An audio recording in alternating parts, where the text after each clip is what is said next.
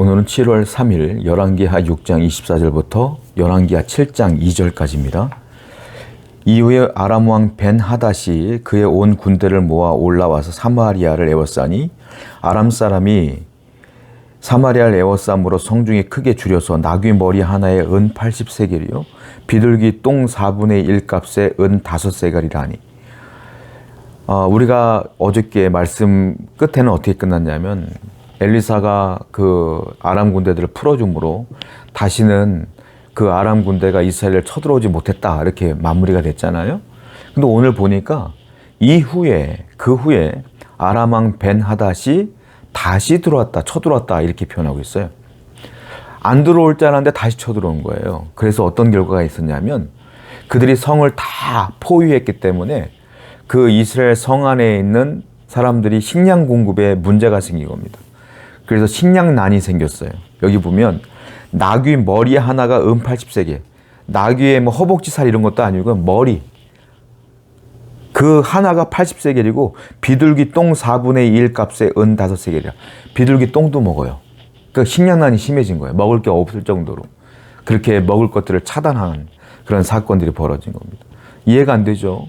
왜 하나님께서 분명히 아람 나라들이 쳐들어오지 못하도록 했다가 다시 쳐들어오게 됐느냐 이거죠. 이유는 하나예요. 뭡니까?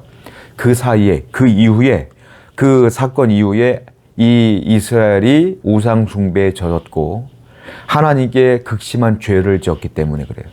그리고 하나님께서 아무리 선지자 엘리사를 통하여 회개하라고 말해도 회개하지 않았기 때문에 하나님께서는 다시 한번 아람 군대의 침범을 허용하신 것이다 라는 거예요. 결국 원인은 무엇이냐? 죄 때문이며 우상 숭배 때문이다 라는 것이죠. 여러분, 우리는요 조심해야 될 게 있는데 항상 내 죄를 조심하셔야 돼요. 항상 우리의 죄를, 우리의 우상 숭배를 가볍게 봐서는 안 된다라는 거예요. 성도는 죄인 줄 알아요. 대부분이 알아요. 내가 실수한 걸 알아요. 왜냐하면 성도 안에는 성령님이 계시기 때문에 내가 하나님께 정말로 죄를 지으면 성령님이 죄인 것을 깨닫게 해주셔요. 알게 해주셔요. 그런데 여러분들이 그것을 듣고 회개하고 돌이키며 끊어버려야 되는데 그걸 하지 않으면 무뎌지게 되고 그 죄가 또 다른 죄를 낳고 그 죄는 계속 짓게 되는 거예요. 그것을 여러분들이 방관하거나 놔두게 되면 나중에 큰 어려움으로 오게 된다라는 겁니다. 성도는 그래서 제일 무서워해야 되는 게 죄예요, 죄. 성도는 회개를 잘해야 돼요. 그래서 오늘도 성령님의 음성에 귀를 기울여서 항상 내가 죄를 짓고 있는가를 되돌아보시고 거룩하고 성결한 삶을 살기 위해서 지금도 오늘도 말씀대로 살기 위해 노력하시는 여러분 되기를 축원드립니다. 28절 말씀이에요. 또 이르되 무슨 일이냐 하니 여인이 대답하되 이 여인이 내게 이르기를 내 아들을 내놓아라. 우리가 오늘 먹고 내일은 내 아들을 먹자 하며 우리가 드디어 내 아들을 삶아 먹었더니 이튿날에 내가 그 여인에게 이르되 네 아들을 내놓아라. 우리가 먹으리라 하나 그가 그의 아들을 숨겼나이다 하는지라. 얼마나 식량난이 심각하냐면 절망적인 상황이에요. 아이들을 잡아먹어요. 이웃끼리 야 오늘은 내 아이를 줄 테니까 내일은 네 아이들을 먹자. 이렇게 합의를 한 겁니다. 그래서 오늘은 내 아들을 삶아서 먹은 거야. 근데 이 배가 고프니까 다음날 네 아들 내놔라 했더니 이 여인이 자기 아들은 숨겨놓은 거예요. 그러니까 얼마나 화가 나. 내 아들은 잡아먹어놓고. 이러한 말도 안 되는 일이 벌어지게 거예요.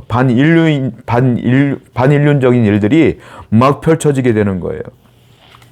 그런데 31절을 보게 되면 왕이 이 소식을 듣고 어떻게 하냐면 엘리사를 내가 죽여버리겠다. 이 모든 일은 엘리사 때문이야 라고 왕이 이 모든 일들을, 그 나라에 벌어지는 모든 일들은 다 엘리사 책임으로 돌려보내는 거예요. 여러분, 이 모든 일들의 책임은 엘리사에게 있지 않아요. 누구에게 있을까요? 왕에게 있어요. 그리고 왕이 그 백성들과 함께 우상 숭배에 빠져 있었기 때문에 이런 일들이 벌어진 거란 말이에요. 그런데 죄 가운데 빠져 있는 이 사람들은요, 이 모든 책임을 엘리사에게 돌려버려요.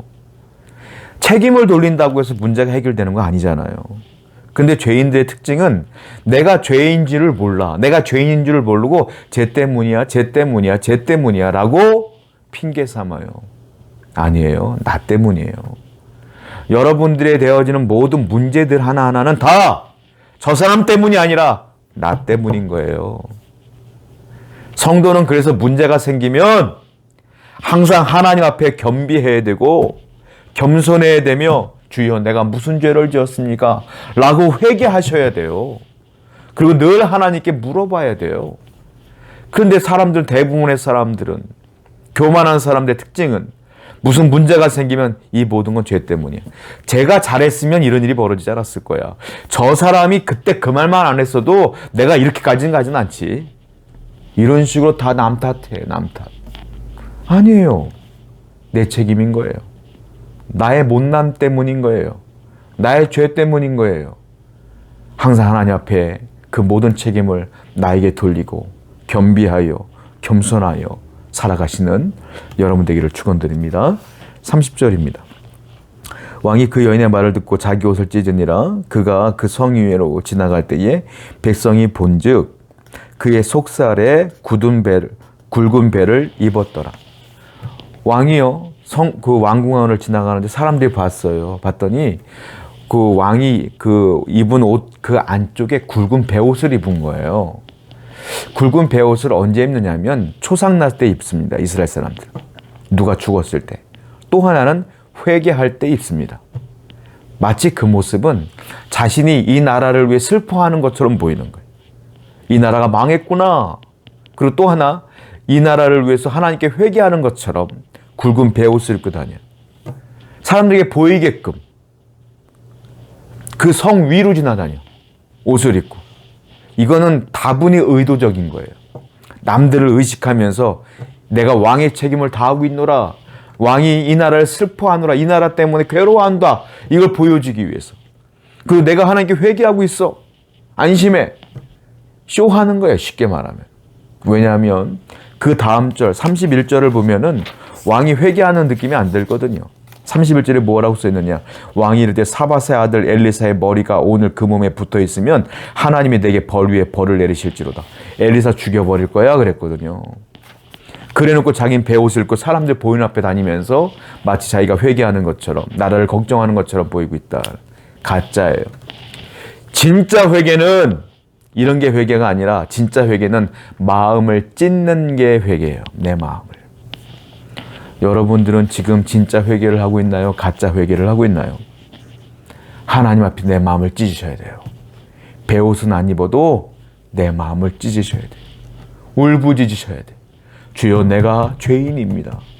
주여 내가 그 죄를 또 지었습니다. 주여 이 끊지 못하는 연약함을 용서해 주시고 내일은 절대로 짓지 않도록 도와주시고 끊어버리게 해주옵소서. 하나님 또 부탁합니다. 라고 회개하며 마음을 찢는 회개를 하셔야 돼요. 그 죄를 놔두고 넘어가시면 안 된다고.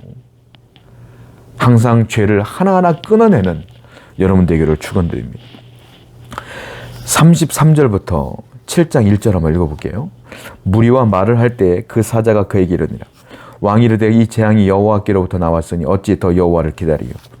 엘리사가 이르되 여호와의 말씀을 들을지어다. 여호와께서 이르시되 내일 이맘때에 사마리아 성문에서 고운 밀가루 한 스아를 한 세겔로 매매하고 보리 두 스아를 한 세겔로 매매하리라 하셨느니라.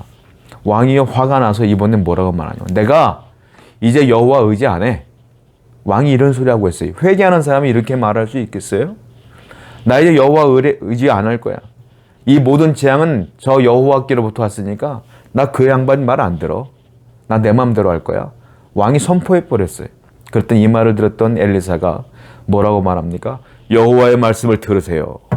라고 선포합니다. 그리고 이렇게 얘기해요.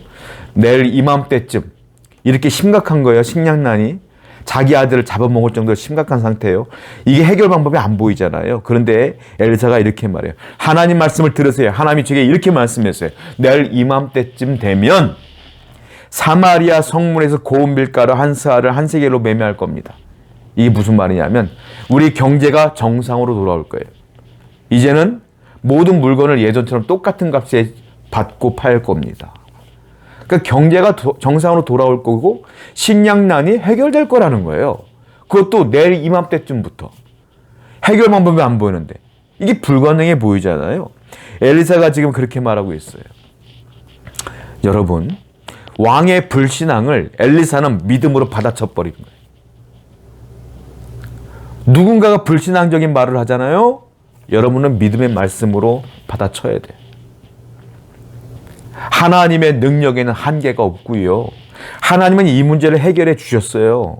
그런데요, 그 방법이 놀라운 방법으로, 사람이 해결할 수 없는 방법으로, 상상할 수 없는 방법으로 해결해 주시더라라는 겁니다. 하나님은 그러한 분이셔요. 오늘도 여러분들의 인생 가운데 펼쳐지는 그 모든 문제들 하나님의 놀라운 능력의 방법으로 해결해 주실 줄로 믿습니다. 2절입니다. 그때 왕이 그의 손에 의지하는 자 곧 한 장관이 하나님의 사람에게 대답하여 이르되 여호와께서 하늘의 창을 내신들 어찌 이런 일이 있으리요 하더라. 엘리사가 이르되 네가 네 눈으로 보리라. 그러나 그것을 먹지는 못하리라 하니라. 그 왕이 신뢰하는 장관이 있었어요. 그 장관이 엘리사의 얘기를 듣더니 기가 막힌 거예요. 야, 이런 상황인데 내일 이맘때쯤 이게 해결해야 된다고? 그러면서 이렇게 얘기를 해요. 하나님께서 하늘을 열어서 막 식량을 쏟아 부어도 해결 안 되는 문제야, 이건.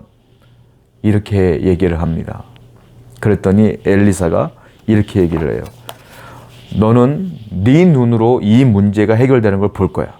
그런데 너는 그 밥들을, 식량들을 못 먹어. 이 말이에요. 무슨 말이에요? 너 죽는다, 이 말이에요. 너 못 믿으니까 죽는다, 이 말이에요. 보긴 보는데 죽어, 너는. 이 말이에요, 여러분. 여러분, 우리의 믿음을 위축시키는 게 있습니다. 그게 뭘까요? 절망이에요. 불신앙이에요. 낙심이에요. 두려움이에요. 걱정이에요. 근심입니다. 그 모든 것들은 내 믿음을 위축시켜요. 여러분들이 걱정하면, 두려워하면, 염려하면, 절망하면, 낙심하면 내 안에 있는 믿음이 막 솟아올라도 그 절망들이 덮어버리기 때문에 믿음이 위축돼 버려요. 지금 여러분들의 입에서 나오는 말이 주여 믿습니다. 해결하실 줄 믿습니다. 이게 아니라 어떻게 해요 하나님? 가능하겠어요? 무서워요. 두려워요. 이 말은 이미 여러분들의 믿음이 위축된 거예요. 뭐 때문에? 내 절망이 나를 사로잡고 있는 거예요. 엘리사는 절망적인 상황이지만 그 위축된 모든 사람들에게 선포해요. 하나님이 해결할 거예요. 내일 이맘때쯤 될 거예요. 너는 눈으로 볼 거야. 믿음의 말만 해요. 아무리 절망적인 상황이라도 엘리사의 믿음을 위축시키지 않아요. 여러분, 우리는 엘리사와 같은 삶을 살아야 돼요. 어떠한 상황에도 여러분들의 믿음이 위축되지 않기를 축원드립니다. 기도하겠습니다. 하나님의 도우심을 어떤 상황에도 바라볼 수 있는 믿음을 우리에게 허락하여 주시옵소서. 하나님이 반드시 해결해 주실 줄로 믿습니다. 예수님의 이름으로 기도드렸습니다. 아멘.